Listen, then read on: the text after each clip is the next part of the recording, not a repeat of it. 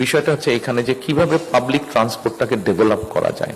সেটি মোনোরেল হতে পারে, metro rail costly, metro rail থেকে লেস কস্টলি হচ্ছে মোনোরেল, এবং ওটাকে ওনাদের বক্তব্য এক্সপার্টের হিসাবে ওনারা যে আমাকে যেটা প্রেজেন্ট করেছেন যে সেটা মনোরেলটাকে বসানো ইজি, আবার আপনি ওটাকে কন্টেনারের মতন আবার আরেক জায়গায় নিয়ে গিয়েও বসাতে পারবেন, এবং ওটার খরচও কম। খরচ কম হলে স্বাভাবিক ওটার ভাড়াও কম হবে, সাধারণ মানুষের চলাচলের জন্য ওটার সুবিধা হবে। কাজে মনোরেলগুলোকে আমরা ওনাদের এক্সপার্টদের বক্তব্য অনুযায়ী বনানীর ভিতর দিয়ে যে 11 নম্বর রোড, এটার ভিতর দিয়ে আমরা মনোরেল নিয়ে যেতে পারবো। মনোরেল নিয়ে আমরা মেট্রো রেলের যেখানে করা হয়েছে এটাকে তো আমরা ভেঙে ফেলতে পারবো না, কারণ এখানে অলরেডি জনগণের অর্থ খরচ হয়ে গেছে। কাজে মনোরেলটাকে নিয়ে আমরা কানেক্ট করতে পারবো মেট্রো রেল, যেখান থেকে ও আবার চলে যেতে পারবে বিভিন্ন জায়গায় একটা মানুষ।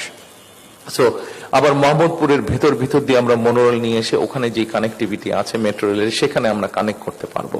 সো এইভাবে করে আমরা ট্রাফিকটাকে কমাতে পারবো। কারণ যতই আমরা শহরকে এক্সপ্যান্ড করি না কেন, শহর আমরা এক্সপ্যান্ড যত করব ট্রাফিক ততই বাড়তে থাকবে, গাড়ি ঘোড়া ততই বাড়তে থাকবে। কিন্তু আমরা যদি পাবলিক